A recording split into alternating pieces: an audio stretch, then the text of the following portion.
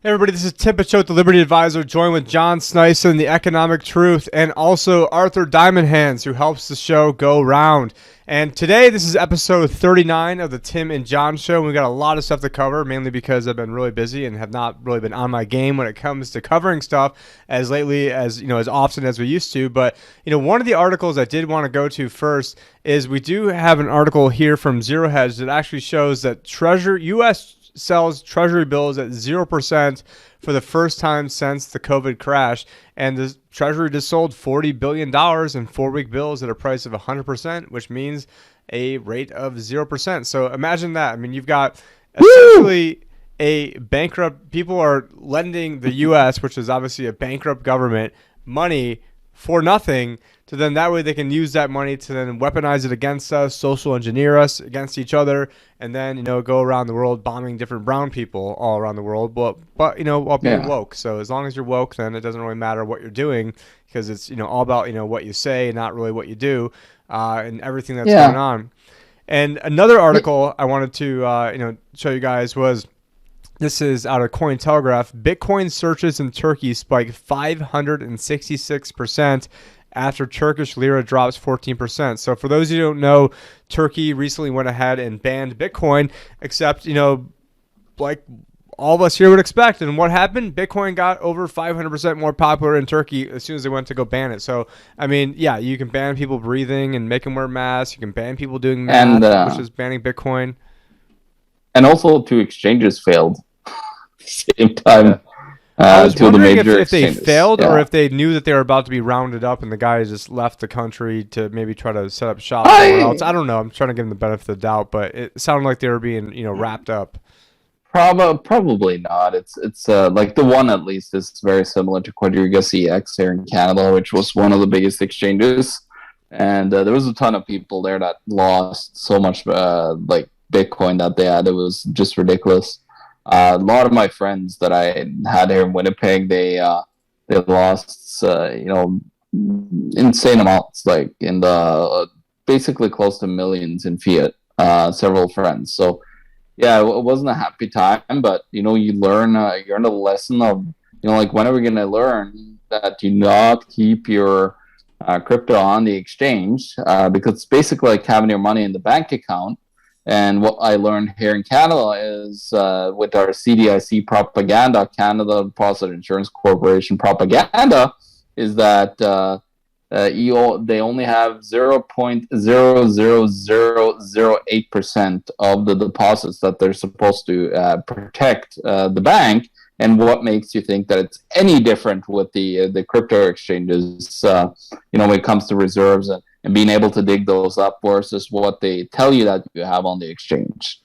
Yeah, in America, it's like you and I trying to backstop Bill Gates when it comes to the FDIC in terms of how much they're capitalized, and not even getting into derivatives or contracts for differences or other stuff that we didn't even know existed until recently when whatever Bill Huang's Archegos blew up recently. Now, another article I wanted to flip to is Jay Powell says the Fed is a long way away from withdrawing monetary support. So imagine that. I mean, obviously, there is no timetable of withdrawing support because every single time they have talked about drawing support, like the last one was going to be, October 2018. What happened? The market started going down, was down 20%, and they had to have September 17th. Well, that was a different event. So that was 2019. But you also a year before that in 2018, you had the market. That's when the Fed pretended they could start December. That's when they started selling $50 billion of bonds a month. Was that October? And then, if you remember, right around Christmas time, they had the plunge protection team, and they had to call Mnuchin, and they had to call Yeah, there was no liquidity crisis. He said.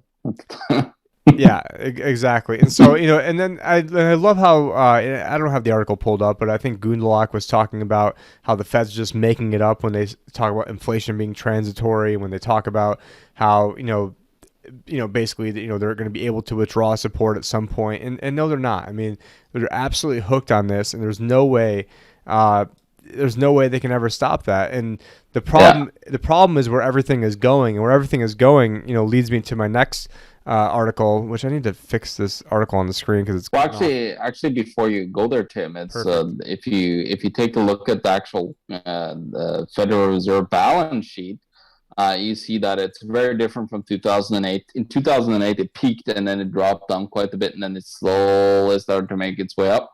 Well, now it's basically just dipped down tiny little bit, and then it's been going like this up compared to going like this up last time. So it's actually nearing 8 billion quite soon, potentially. They buy usually around, I'm trying to remember off my head now, around like 15 to 20 something $billion worth of short-term bonds. Then they buy on a weekly basis. I think they buy twice a week. They buy $1.4 billion or to $1.7 billion of 20 to 30-year bonds. So for those that are not aware, the Fed is kind of slightly into yield curve control by buying those longer term bonds. They're not there yet, of course, but I think they're playing with it. It's like the last time, Tim, when we were talking about the repo, they went into term repos, right?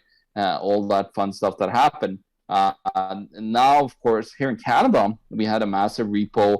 I think the repo intervention was $150 billion.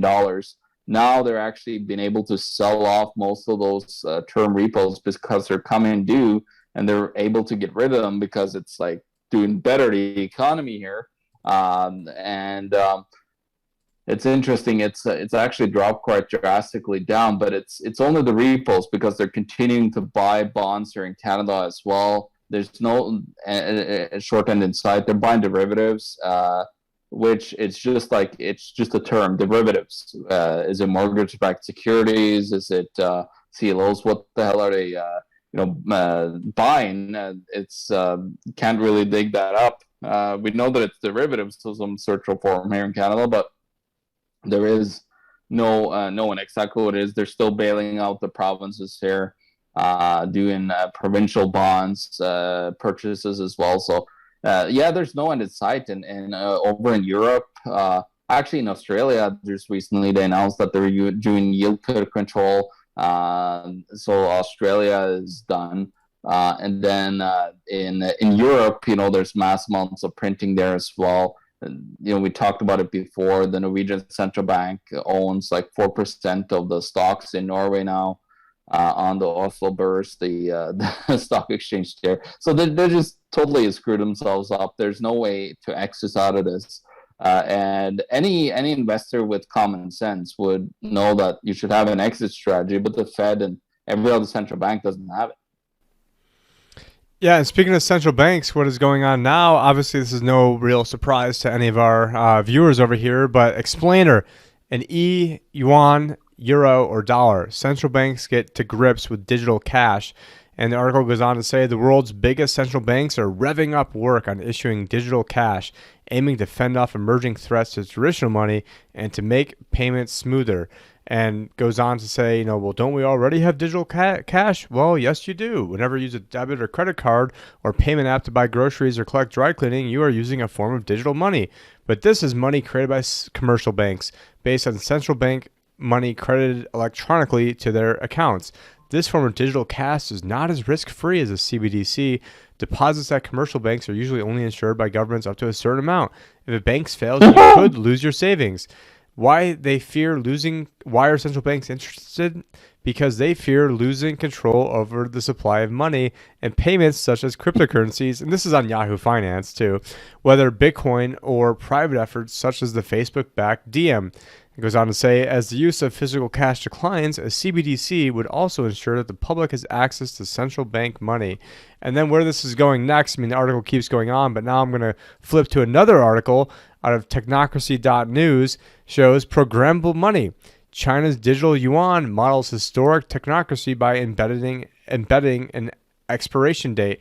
And so, a lot of our viewers already know that China has been, well on its way to developing a central bank digital currency.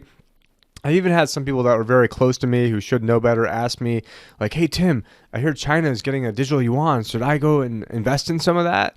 And and basically that's going to be money where it's going to be completely tracked, trailed, Yeah. surveyed. They already have social credit in China. It's already been going on for like 5 years or something like Yeah. that. Years One. ago, they were already banning people from getting on planes, trains, buses, taking their kids to private school.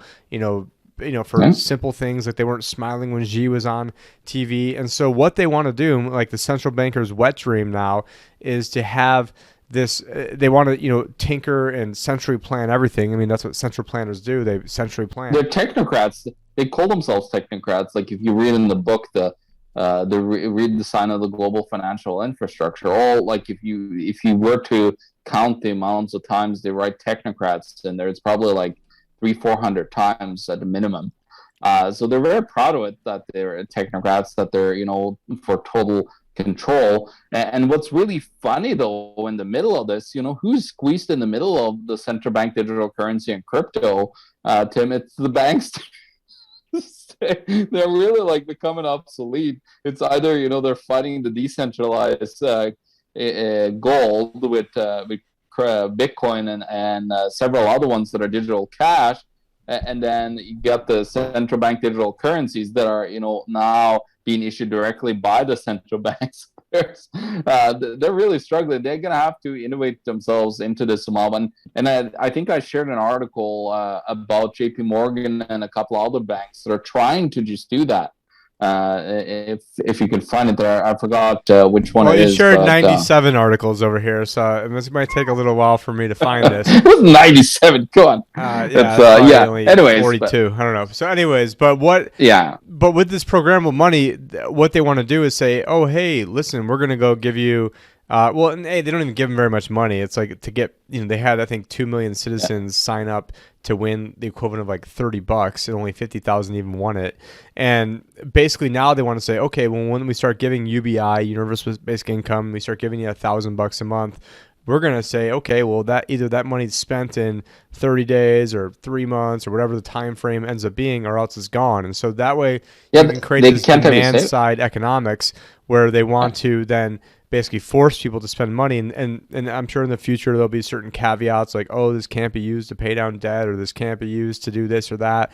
And then they're going to then basically have people in such a manner where they're going to be forced to spend their money. And probably doesn't sound crazy. Anybody listening to us, unless this is the first time you're listening to us, then you're probably like, oh, wow, this is pretty crazy.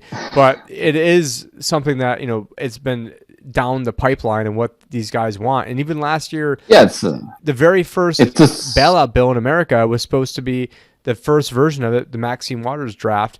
The first $1,200 stimulus payment was supposed to be given out through basically a CBDC. And then they took it out of the first draft, put it and they got as sort of just like a trial balloon, and so it didn't make it into the final draft. But that was a trial balloon that was barely covered. You and I covered it back then, but aside from that, I mean, hardly anybody even knows that.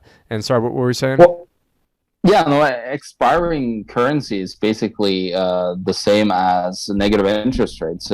What the central bankers want, they want velocity of money. They want the money to flow through the economy. They don't want you to save the currency at all. They want you to spend it on a constant basis, and they don't want you to actually get rid of your debt. They want you to just get in more and more and more and more and more debt, because if you pay down your debt, that's detrimental to the system. If everybody paid down their debt, there'll still be interest rates, interest owned on that currency. So it's a total Ponzi scheme, but it's what they have to try to push is these schemes of trying to force you to spend the currency into the economy so they could create more of it and ever more of it, or else the whole system falls apart, Tim. Well, I did find I'm sure it wasn't Morgan Stanley article he sent me. Morgan Stanley says central bank digital currency is not a threat to cryptocurrencies. Is that the article that you were referring to? No, there's another one about JP Morgan and some other banks that are creating some kind of digital payment platform. All right, let's go. I guess let's go over to this one while we're at it. Morgan Stanley says central bank digital currency is not a threat to cryptocurrencies, and no, definitely not. Cryptocurrencies will still exist as they continue to serve other use cases. For instance, some cryptocurrencies can function as a store of value, as some segments of Or the public, cash. as some segments of the public do not place their full faith in fiat currencies. Just imagine that. An investor's interest in cryptocurrencies has risen alongside the unprecedented monetary and fiscal policy response to the pandemic. So this is a Bitcoin.com article. And yeah, Morgan Stanley. And I did see recently that JP Morgan's like launching some sort of like individualized Bitcoin service for their high net worth clients. And in like 2017 in September, remember Jamie Dimon was out there saying that basically Bitcoin's a scam and they're never going to have anything to do with it ever again, which is funny because it was actually at my first crypto conference as this was all going down. And so like I was in a building, a very small room, and like actually Doug Casey was there and Jeff Burrock was there and Eric Voorhees of Shapeshift was there and Roger Ver and like Charles Hoskinson and just like a who's who of everybody at this. And it was funny that they were like all there as you have Jamie Dimon out here, shit talking Bitcoin, and then they go on to then launch their own Bitcoin fund. So, can't say I'm shocked. And what the last article that I have here, then we can go on to John's articles, is jumping around a little bit here. But Trump expects startling results as Arizona legislatures take possession of all ballots, voting machines from Maricopa County. And, somebody that's not shocked of everything that's going on, and anyone that saw my Anarchapulco presentations from last year saw that I predicted that Trump will lose because they would steal the votes. Now, I didn't really necessarily think that they would steal from Arizona, but that they probably did, and I voted for Kanye because I knew the whole thing's a freaking joke, anyways. But I mean, I'm not going to get into like all the details of all the improprieties, but I would not. I mean, I'm surprised they even kept these ballots, because usually what they do is the actual ballot is whatever is counted, and what's counted isn't even the ballot, it's the image of the ballot. And what they do is they usually then go and erase the image of the ballot, which actually legally is the ballot, and say, oh, we don't have like the hard drive space to go keep the ballots. Like bullshit. Like I mean, how much hard drive space does it take to keep images of the ballot? I mean, fine, I'll go pay to fucking keep all them. Like, it's just a complete joke that they're like, oh, we don't have like the bandwidth or the room to go keep the ballots. And I know that. But we have the NSA that could take every information available on the internet and store it. So yeah, so if nothing else, I mean, hopefully this just exposes what a complete fraud this whole system is, and you're not going to vote yourself, vote harder to get things done, because if you can't actually, basically the most important vote you have is how you spend your time, how you spend your attention, and how you spend your money. Like, that is going to be the most important vote. And I know the Democrats are fighting hard against this, because if they can then show what happened in Arizona and then basically extrapolate that out to other places, then you can really start to see the dam breaking on some of this stuff. And speaking of spending money, I know, John, one article that you wanted to talk about, and I'm skipping around a little bit, is special drawing rights, and how an allocation of International Monetary Fund special drawing rights will support low-income countries, the global economy, and the U.S. So, John, do you want to maybe talk a little bit about what the SDR, special drawing right, is for people that don't know real quickly, and then maybe go into the article of what the IMF are up to? Yeah, it's funny with the IMF. It's it's actually a central bank under the United Nations. Yeah, so the IMF is a bank, and the World Bank is like a fund, and the Federal Reserve is the federal and doesn't reserve anything. And the special drawing right is a currency. Yeah.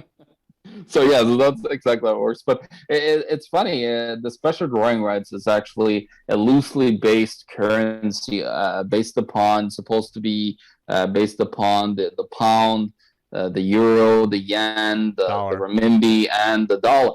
That's supposed to be the basket that's going to give it value. Now, which is almost the exact same thing that the Facebook's Libra was going to be based off of too. So it's about half, 40 to 50% of it's the dollar. And then like 20% is the euro, and then you got the other currencies sprinkled in there. Yeah, and the thing with like this $650 billion print that they did, there's also been talks about, James Rickards talked about this like far back, like 3-4 years ago, about them actually using the International Monetary Fund to potentially bail out all these central banks and all their toxic assets and take them onto the IMF's balance sheet. And then freeing up the central banks to then do reset on their local currencies, basically debasement of the currencies.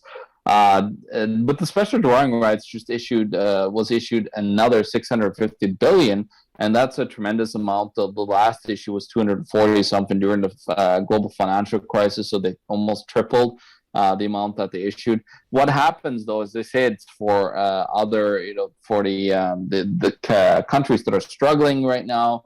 But the problem is when you issue reserve currency, everybody shares out of that 650 billion.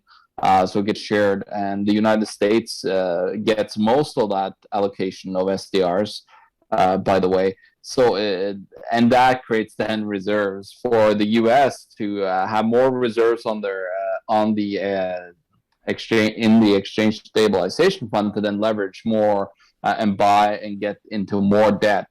Was there some Basically, talk that that's China was actually helping dump dollars via through the IMF and acquiring SDRs and basically dumping dollars for SDRs, but that was one mechanism of how they could do that. I didn't. I read that article a few weeks ago. Yeah, that I haven't actually looked too much into, but it's totally possible that they could do that. It's the U.S. uses their slush fund as their storage of SDRs. They also have yen in that SDR. They have euros as well. Together with I don't think they hold any Chinese renminbi actually, but they hold euros and yen in their fund. So yeah, it's fully possible that they could do that. That they would just sell off. They don't even have to. I guess they could come out and try to trade, because SDRs are used for multilateral trade between governments. When they settle something in between governments. So that, like tariffs and all that stuff. So that could also it be used for, and maybe they then went to the IMF and then just directly gave more to the IMF. So the IMF holds more SDRs on their balance sheet, and maybe they got until either euros or yens or something in back for selling, giving their SDRs back to the International Monetary Fund. I'm not sure. That's something that I got to look deeper into, Tim. But that's what I could think of, anyways. That they would do. But when it comes to the IMF, they basically are a central bank, and what they really want to do, they would love to get that SDR as a world reserve currency, and then create that overarching umbrella currency that will get used for bilateral trade by nations, and then also being used by multilateral corporations like Ford's and like the big ones to settle trade. But meanwhile, you would have underlying currencies on the local level, like the Norwegian krona, Canadian dollar, Aussie dollar, US dollar, and so on, that would be devalued under this new system. Now, and they also talked about, in the worst case scenario, the IMF also holds gold in their reserves. So what they could do is they could actually take the gold and then create a gold-backed special drawing rights as well, if they were to fail, and if nobody wanted to start using the SDR. Because what we got to understand, if it comes to digital currencies as well, and they're also looking at digital SDR right now, central bank digital currency, to issue that, but it doesn't necessarily mean that it will work, because people have to start using it in the first place. And one test place that have already happened was in Ecuador from 2014 to 2018. When I was in Acapulco, I talked about this. Nobody actually heard about that. Ecuador had their own digital central bank digital currency at the time in 2014. But what's interesting about that is that that currency failed because nobody adopted it and started using it. So that's a way to actually avoid when the central bank digital currencies finally come. Just ignore it and don't even use it. I know that that sentence, we talked about it before in China, where they actually gamified it, and they actually gave currency to people to try to entice them to use it. But other than that, there's no real value for anybody to use it. So why start using it? Use crypto instead, or use gold and silver, or just use cash. There's plenty of cash around there still. I think if the central bank digital currencies comes in, there's going to be then cash is going to be crypto, like decentralized crypto, basically. That's one of my thoughts on that, where if we do get these central bank I did currencies. find the allocation, so I had it on screen. And as of 2016, the renminbi is almost 11%, 10.92. So the US dollar, 41.73. The euro, almost 31%. Renminbi, almost 11. Japanese yen, 8.3. British pound, 8.09. And that doesn't equal all the way to 100. It's a little bit less than 100. And like you were saying before, they've rounded out with some gold and maybe a tiny percentage here or there.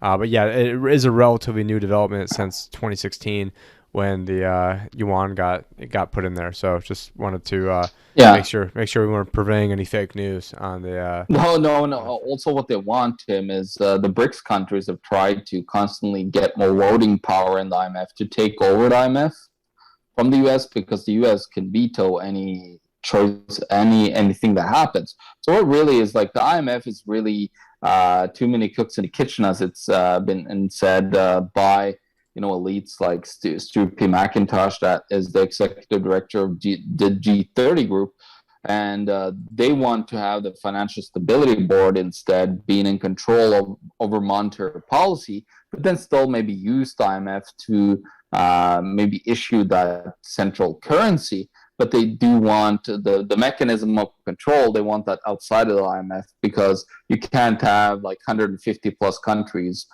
going vote on something. It's better to have 20 technocrats sitting there making all the laws and regulations for people. All right, and I think I found the other article that you were telling me about.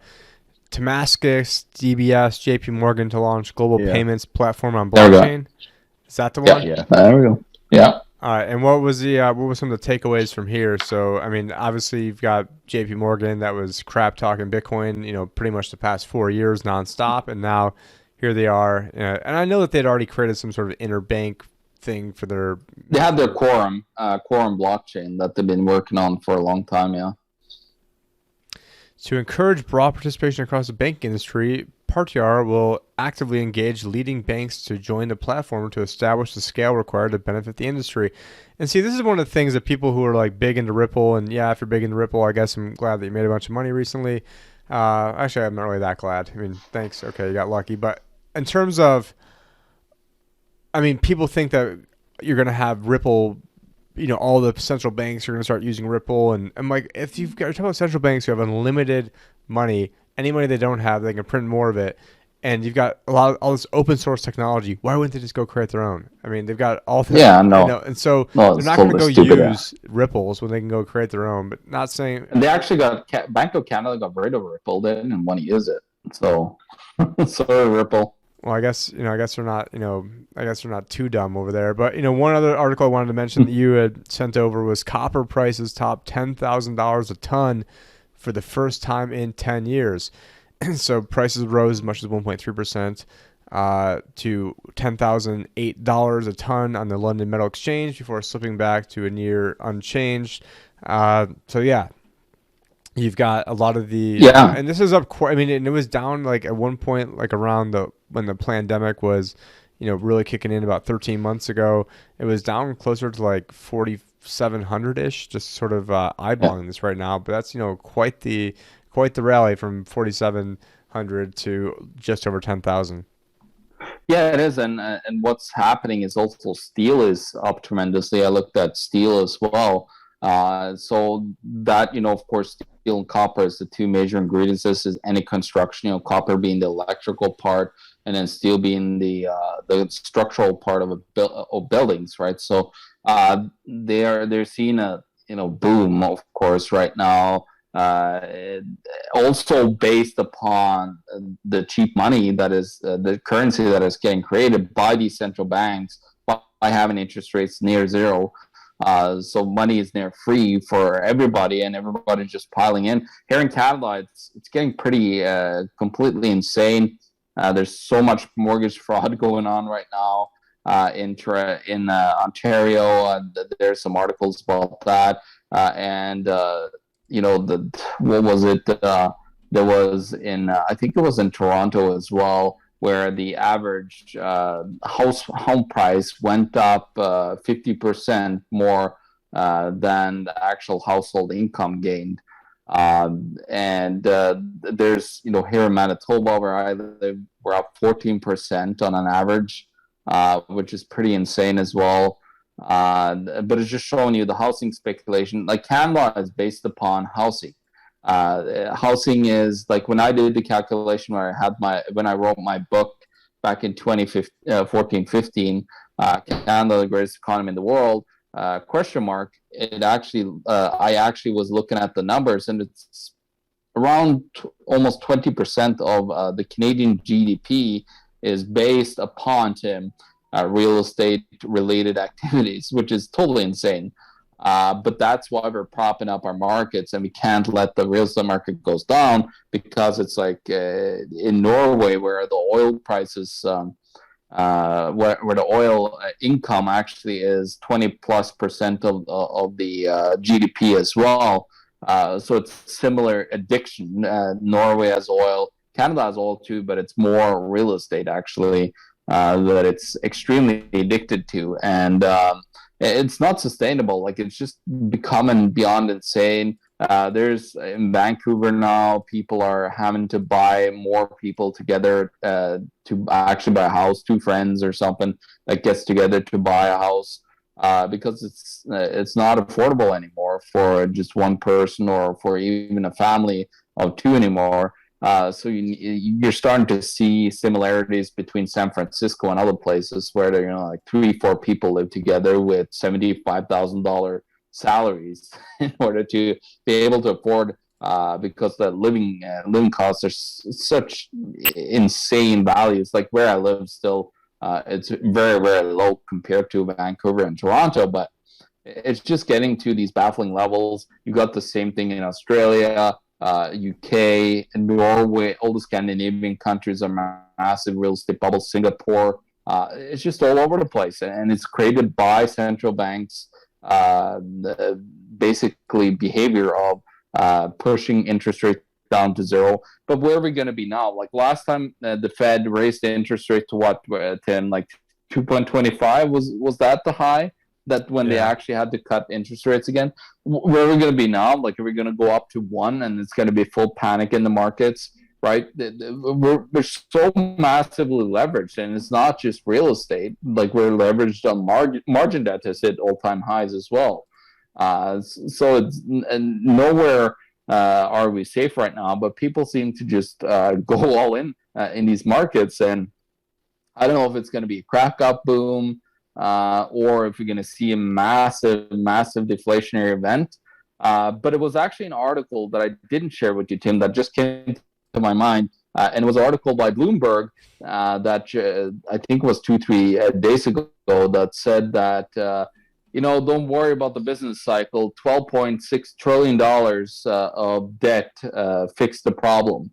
So there's no more business cycle, apparently, according to them. But until it's not, like there's that's going to be a big problem, and that business cycle is going to come back with such a vengeance, with pure manipulation by central banks. Yeah, speaking of central bank manipulation, we've got the great exit. Central banks line up to taper emergency stimulus. The Bank of Canada set the taper ball rolling last week, becoming the first major central bank to cut back on pandemic-era money printing stimulus programs. So who's next? I mean, how much did Canada really cut back? Yeah, the Bank of Canada's $1 billion or $806 million cut to its weekly bond buying program may remind investors that the next phase in 2021 will be the taper phase. So they cut it by almost by $1 billion. No, that's bullshit. Like, remember what I said at the start? They actually cut the actual repo interventions that they had. They're coming due now, the terms. So they actually are now selling them back out again, the repos that they had. So but they're still increasing their amounts of bonds that they're buying every month. There's about a week. There's about $4 to $5 billion in new bonds getting purchased. They also purchase every month municipal bonds. They also purchase derivatives every month.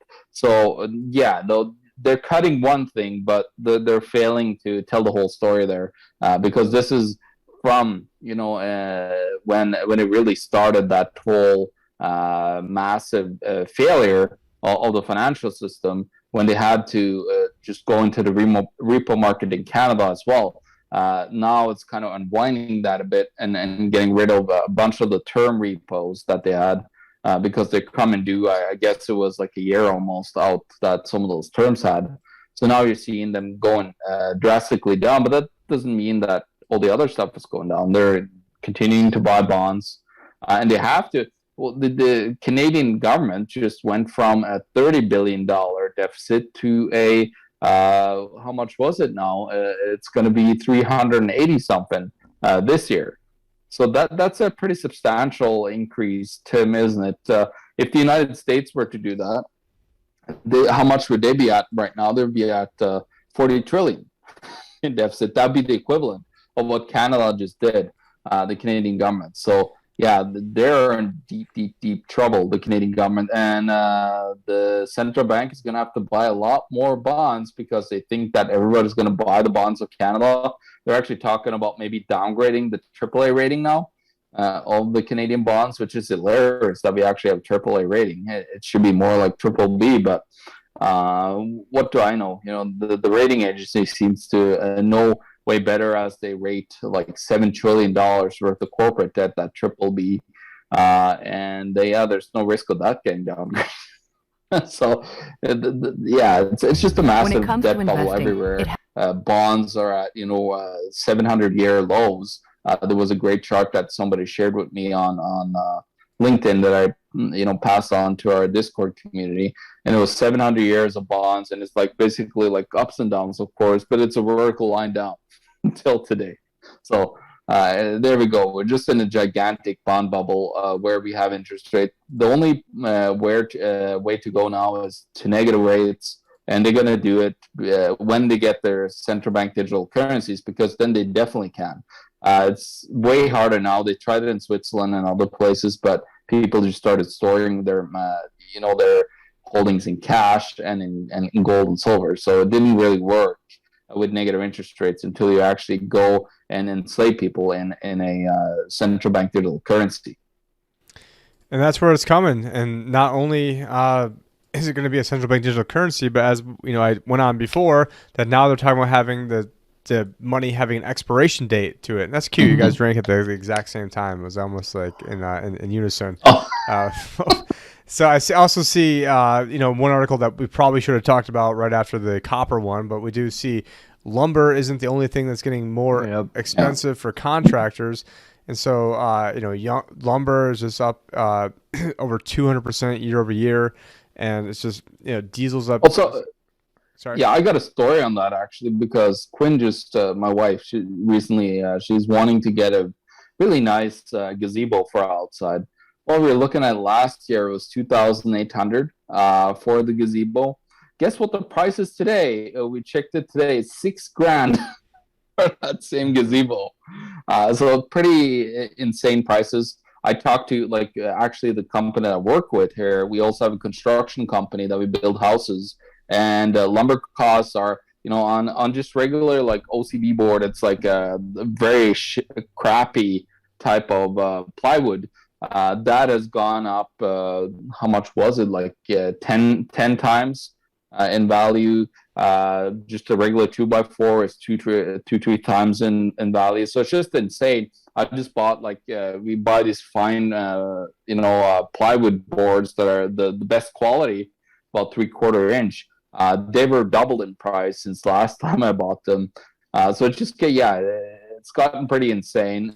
Some people say that's basically adding level out $24,000 to the price of a new home right now. So I mean, you think about $24,000 to new, but it's all about a payment. So if you can then make the interest lower, so then the house costs more, but maybe the payment's the same as what it was a year ago, or not dramatically more, because it's all about a payment, not about actually, or you increase the term too, Tim.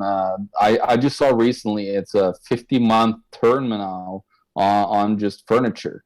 for like beds and so on, like I just got 50 months. I just got a used car that had over 100,000 miles on it, and just got a loan for 2.99%. Now I could have gotten it for like 2.65 if I would have like given, and it wasn't my normal bank, but if I would have given them like $2,000 and just kept it there, but I'm like, I'd rather, and like, so I didn't even like, 2.99, that's good enough. And they're willing to, and that's for 72 freaking months. So 72 months on a used car. Yeah. Who knows if the car is even be working by then? I mean, hopefully it is, knock on wood. But but they are giving out for 2.99%. Like, there's really zero reason for me to pay this off in any expedited manner, because they're basically the interest cost over all that time period is like $2,000. It's like nothing.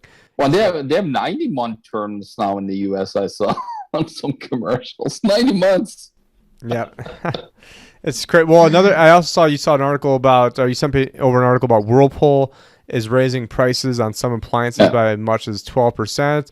And so obviously you got the Fed out there saying, oh, inflation's only like 1%, but yet, here Whirlpool is raising it by 5 to 12%. The lumber's 200%. A lot of there's a lot of shortages too, Tim. Right? Like look at the microchip shortage that they're having struggles with now. There's not cars being made by Ford and a couple others that are struggling to actually get the microchips to put in to the cars. Computer parts are getting more and more scarce by the day because it's all coming out of China. Actually, what I'm working on right now is, because I think it's imperative over the next 5 years, actually next decade, is I'm working on a massive commodities report, Tim, which is going to be very cool. It's probably going to be 200-300 pages, but what I'm working on is actually it was only going to be 150 pages, but with inflation, now it's only going to be like 87 pages. So it's going to cost the same, but you're going to get half as much. What's going to be in there though is pretty cool, because you're going to see actually who owns what commodities and who produces the most and all this stuff of tons of different minerals and mineable and lumber and all that stuff. But also I'm doing spices, I'm doing food, I'm doing meat and so on as well. So very interesting to look at for people that are interested in to see, because commodities are the end all be all, and that's why we're seeing steel, copper, and many other commodities that are starting to be at record highs or all-time highs right now. Is because of the massive currency printing. Now, of course, when you do QE, it's all central bank reserves, right? But that still trickles into the big economy through margin debt and then through mortgage debt and so on, that leverage into, because they have all those reserves at the central bank. Yeah, and speaking of what's going on, we've got Biden just committed to monthly stimulus checks for 4 more years, and John had told me yesterday that the head of the regime, Joe Biden over there, was giving a speech yesterday. I didn't watch it. I listened to, and it already kind of read some of the experts out of it. But there's a child tax credit of $3,600 per child under 6, $3,000 per child over 6, and basically what they want to do is start giving people like $250 a month for each child, and then have that go all the way to 2025, which then brings me to my next article that says Biden's first 100 days best for stock market since FDR, but risks still loom. And so you have now FDR. I mean, of course, he's the first president that elected an actual KKK member to the Supreme Court, but he's FDR, so he's a god, so you're not allowed to criticize him. And so with Biden, that was one of the things with Trump that I was always telling people, like, quit hanging, Trump's entire legacy on the stock market, because it's all BS predicated on printing a bunch of money and all this other bullshit that everyone listening to us already knows, unless it's the first time you're listening to us, and we haven't scared you away already 40 minutes into this. But I mean, why is the stock market up so much? It's because we're printing a bunch of money. I mean, and then you even got guys like Jamie Dimon over here saying JP Morgan CEO Jamie Dimon doesn't expect stocks to crash anytime soon, but warns against ignoring Warren Buffett and trying to time the market. And I mean, I guess, to some extent, I can understand what he's saying when it comes to timing the market, how that's sort of a loser's game, and how it should be more of a a long-term deal. Except if you're 65 years old, you don't have a long time. You don't have 10 years to go wait for things to get back up. And and I'd say people this past run around when the market went right back up, that a lot of people, in my opinion, got very lucky. And now this is a chance of basically having a redo to kind of reposition your assets. And I had it highlighted and the highlights went away, but he goes on to basically say that only losers try to time the market. No one can really do that, and you should just have your money invested for the long run. Well, hey, Tim, sorry, I gotta interrupt you there, but this is a hilarious thing that you could ask any financial advisor, except for Tim, because Tim has answers to it. But if you ask them, and I've done this, there are just question marks when I ask it. It's like, so, you tell me to invest for the long term, but what if you got a massive downturn of like 2-3 years when I'm actually going to start retiring? What do I do then? And I just see like a big question mark on their face. Yeah, they don't have an answer. There's no answers, because they're getting taught to invest for the long term. But what if that long term, when you actually are finally retiring, you retire right into a collapsing economy? What are you gonna do? And they haven't thought that far, unfortunately. But most of them are just salespeople, anyways. They're not, like Tim, that actually has to care about what and where you put your money, right? Well, one of the greatest risks that a retiree faces is sequence of return risk. Now, when you're accumulating money, it's not that big of a deal. If the market goes down and you're actively putting in $1,000 a month or $500 a month or $100 a month, or you're just not withdrawing money. But once you start withdrawing money and all of a sudden you're down 20%, you need to go up something like, let's say you're withdrawing, let's say you're down 20 and you're actively taking out 4% a year, you've got to go up, I forgot the exact math, but it's something like 50-60% just to get back to even, because over the next 3 years, because you also have to take into account that you're actively drawing money out from already depleted levels. And then what if bond rates end up going up and the Fed loses control, and now you're in your 2% bond, and maybe it's a 10-year bond, and now you've got $1 million in bonds, rates go up 2%, and now your principal is like $780,000, you can get wrecked. Well, what, you're gonna make your money back? You gotta wait 10 years to get your money back, and by then all the horses are out of the barn. The inflation will probably get way worse than that. And here's even Jamie Dimon saying inflation could spike, and the Federal Reserve might move to cool the economy more quickly than expected, he cautioned. That would surprise people, and I guarantee you stock prices would be too high if that happened. But with the Fed coming in and buying $120 billion of bonds a month, obviously they're sort of like staving off that type of devastation. But ultimately what they're going to do is make the devastation even worse by trying to delay the day of reckoning. But don't worry, you've got people like Citigroup over here is eyeing mortgage tech and push to close the racial wealth gap. And it's funny because Citi was one of the ones who Obama, I think in 2000, actually I think destroyed the black community. Yeah. So basically Obama was suing Citigroup, right around the late 90s, which then basically forced them to make all these loans mainly to black people. And then it was like a huge percentage. It was like 98% of them ended up defaulting on the loans. But, here's Citi, going back again because they've got to be woke. Now, kind of rounding out some of the next articles here are articles John has sent me about crypto. And we do see world's largest crypto exchange, which is Binance, is launching an NFT, non-fungible token, marketplace, and what you should know. But we don't know what you should know because this is Barron's article that we need to subscribe to, and I'm not subscribed to Barron's, so I guess we don't know. But, I do think... and my throat is like super sore right now, so we will have to end this probably in like 10 minutes or so. But we do have I do think that the NFT market, there's a lot of excuse my language, a lot of stupid shit going on in that market where you're seeing like oh, here's some digital socks that are going for like, I forgot what it was. I think I saw like something like $78,000, or maybe it was $7,800, whether it's $7,800 or $78,000. Either way, it's stupid. But I see a lot of stupid people just wasting their money on stupid shit like that. That's probably gonna come back to bite them. Or now I heard there's like digital racehorses.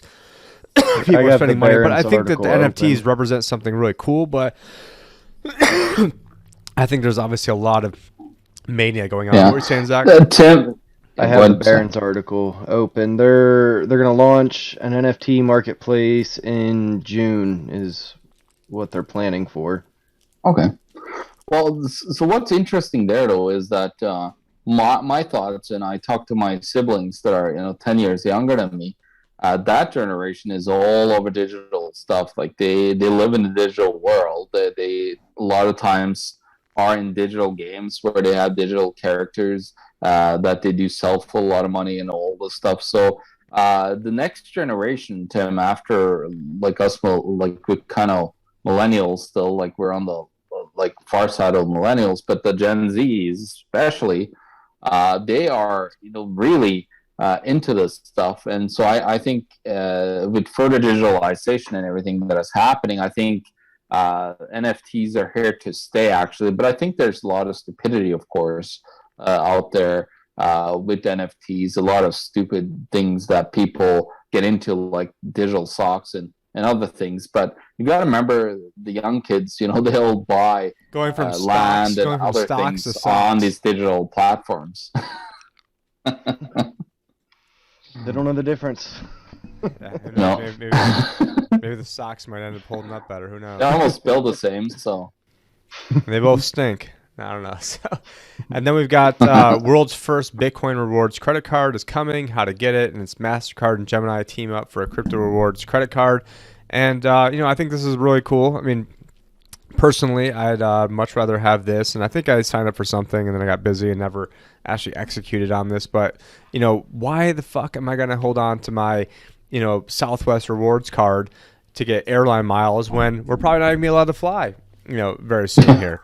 And we're not getting the vaccines, we're not gonna be allowed to fly, so why should I be caring about airline miles for something that I'm not really gonna be able to even reap the benefits of? So I'm all about this. When this starts coming out, sign me up. I just have been I think I was on like one of the early lists and I just got too lazy and never actually went ahead and did that. But what about you guys? I mean, are you guys all waiting and geared up to get your crypto rewards credit cards? I'm signed up for one. I don't know how much I'll actually use it, but BlockFi partnered with Visa and they're offering a similar product, and I signed up for that one. But yeah, it's a credit card. Like you're still spending credit, so if you're not financially responsible and can't handle a line of credit, it's gonna get you in trouble all the same. Like it's not some magic bullet because you're getting a cashback reward in Bitcoin. Like you still need to be fiscally responsible. Yeah, no, 100%. Like the ones that I was involved early in like 2017 when they first came out, but that wasn't credit card, that was debit cards. Right. That were backed by Union Pay, by MasterCard, Visa. I've gotten a couple of those, but they never really worked too well back in the day. I have looked at the crypto.com debit cards, Yes. so which are probably like I set it up, but I'm having problems because I have like a joint account with my wife for my utilities. So for some reason, my utilities and other things with my address on it, they're just not letting it go through. So it's kind of pain in the ass, and I haven't paid attention to it over the last couple of weeks, which I probably should try to get the card. It's nice to have it. It's nice to be able to show that you could actually go out and spend and start using your crypto.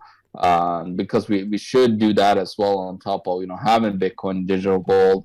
We should go out there and spend Litecoin, Bitcoin Cash, and other things. Yeah, don't spend your Bitcoin because it costs like $18 a transaction right now. So I mean, it's just not even worth it to do that.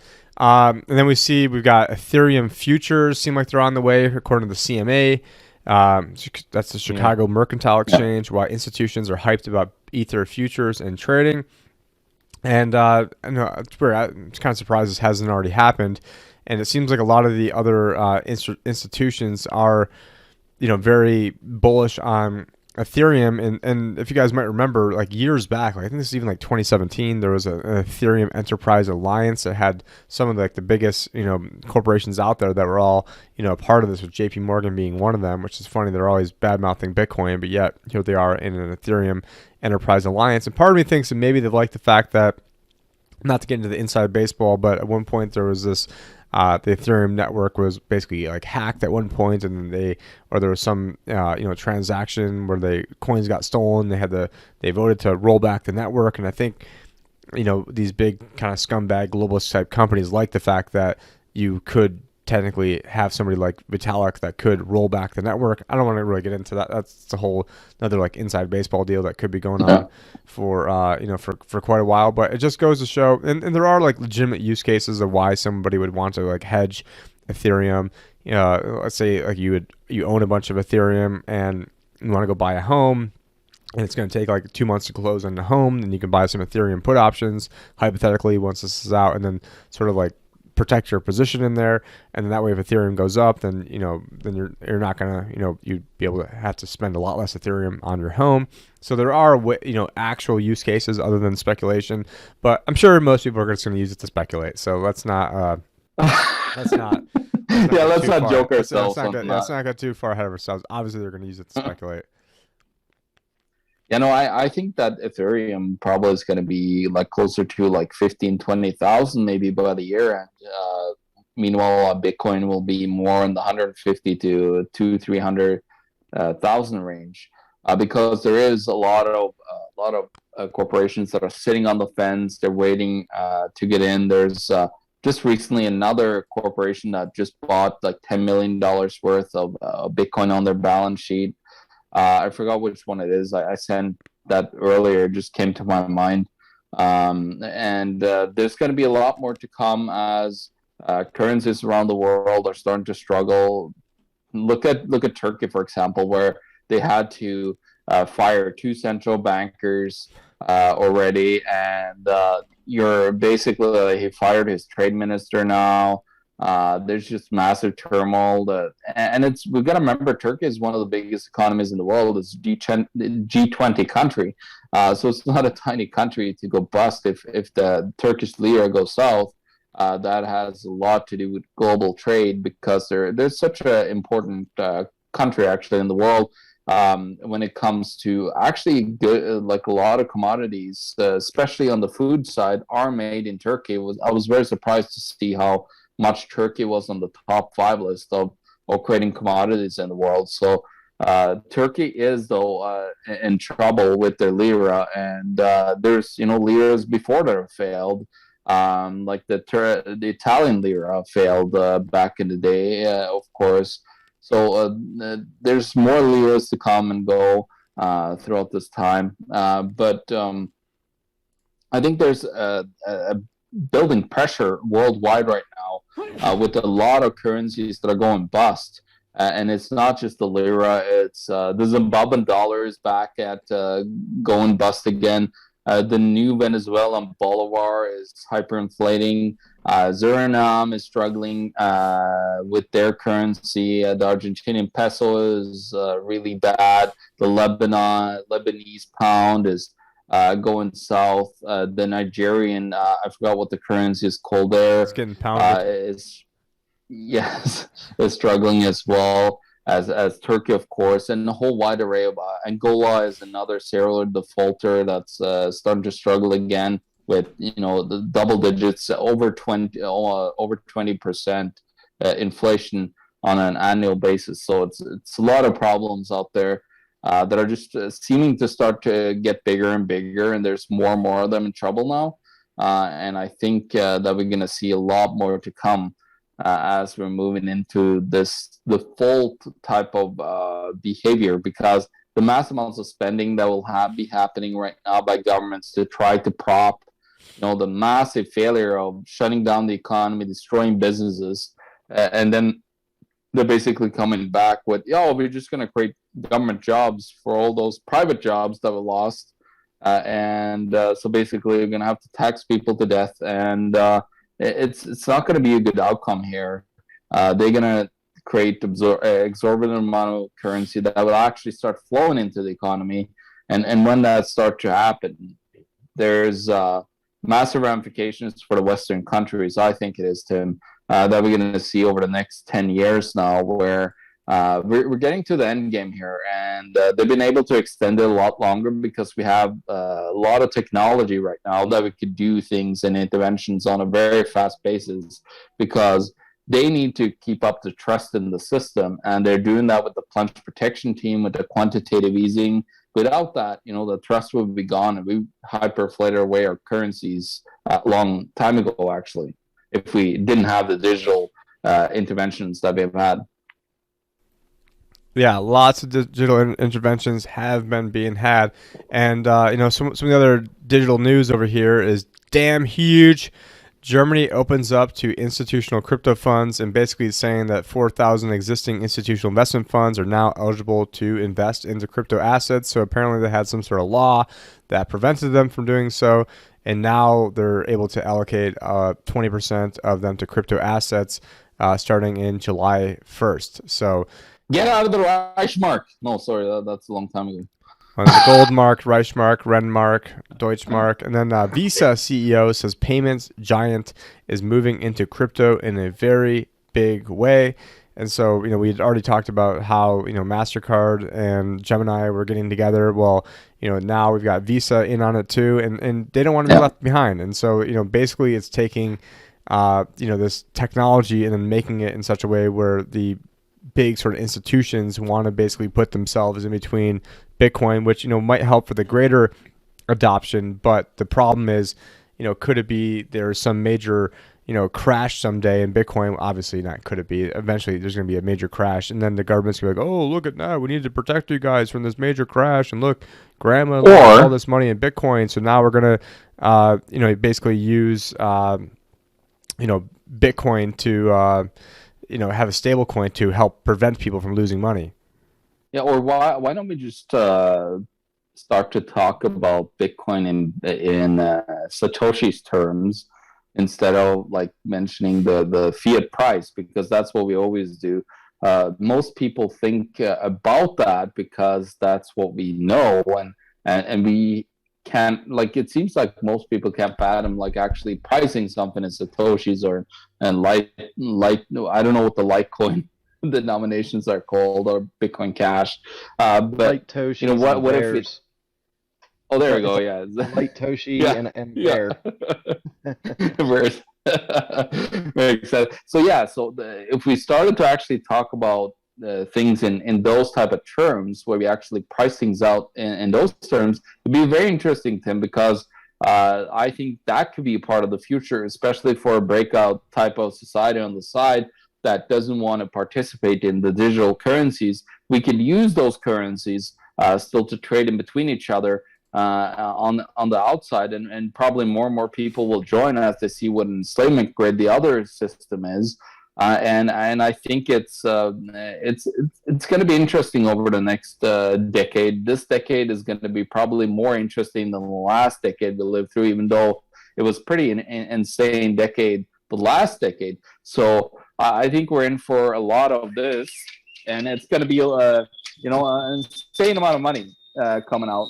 So it's so bad actually that all this currency coming out that I actually blocked John's screen here. So there we go. But anyways, I think we're going to see a lot more of that coming from these central bankers, and with the digital currencies, if they ever go to it, it's so much simpler to issue an exorbitant amount. It's way faster than it is to print anything. What's interesting though, in Canada, we're still increasing the supply of notes in circulation, which is very interesting, by the way. A very interesting tidbit. Compared to the US, it's actually shrinking slightly, the issuance of it. We're still actually putting out, so we're increasing our cash supply, but in Scandinavia, the cash supply is down drastically. So I think Scandinavia is probably one of the next ones to go. You have the e-krona in Sweden. Actually, Bahamas, talking about central bank digital currencies, Bahamas and the ECC something B, or I forgot what it's called down there. There's a consortium of islands. They actually launched the central bank digital currency as well, Tim.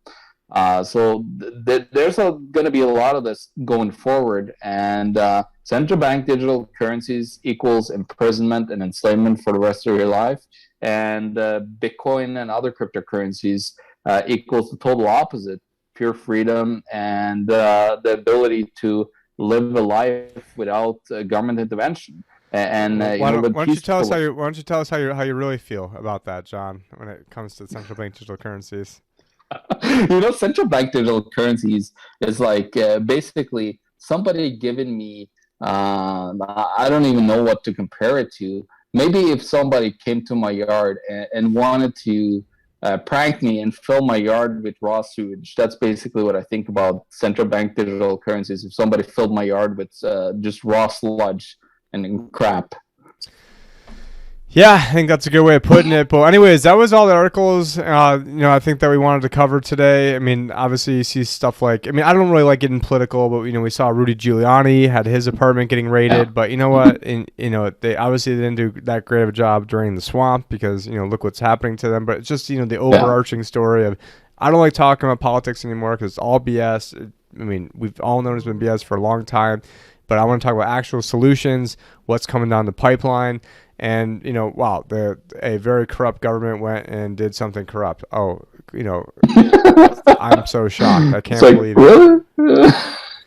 Yeah. So anyways, No, I guess the only things we'll promote is, you guys see it on the bottom ticker. Go to Float, Odyssey, BitChute. You can find us on, all sorts of different podcast apps.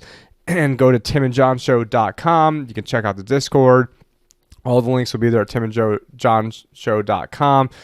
Still looking for help for people. We did have somebody reach out last time, so definitely and talking with somebody right now, but looking for other people to help myself when it comes to the business. But anyways, let me know, and you can still go on to sign up to potentially become a client, although right now I did dramatically up the minimum requirements just because we're running low on time. But anyways, John, what do you want to plug? Got the economictruth.org?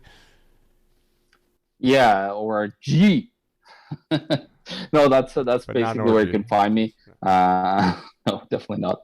I'm working on a lot of projects there. As I said, I'm working on a big commodities type of war game scenario where I'm going to war game out the next decade over what's going to happen, because I think there's going to be war of commodities, including water and so on, because the fiat currency is going to go to garbage, and what always wins at that time is commodities and real things. So I think it's important to game that out, and so I'm creating a massive report. We'll see where it's when it's going to be released, probably within the next 2-3 months.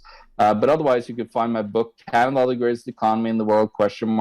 I actually had people from all across the world buying it, and people really seem to like it because it seems very similar in their countries as it is in Canada. So a lot of people have been buying that, where I go into the Canadian economy, what I think about it, the massive debt problem that Canada has. I warned about that in 2014, and now finally politicians are coming out and saying that, we might have a debt problem in Canada after such a long time. I foresaw this coming for a very long time.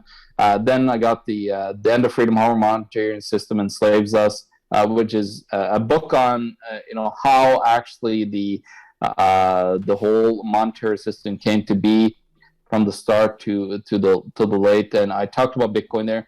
You know what? One interesting thing, Tim, in those books is that I predicted there was one country that went, and it was Switzerland, I believe, at the time, that went into negative rates. I said, there's going to be a lot more negative rates coming, and sure enough, we're seeing corporate rates negative, and even the overnight secured lending, which is $836 billion at the Fed, has been negative now at the 1 percentile for a very long time for the best borrowers. So we've been predicting a lot of things, me and Tim, that are coming through every day.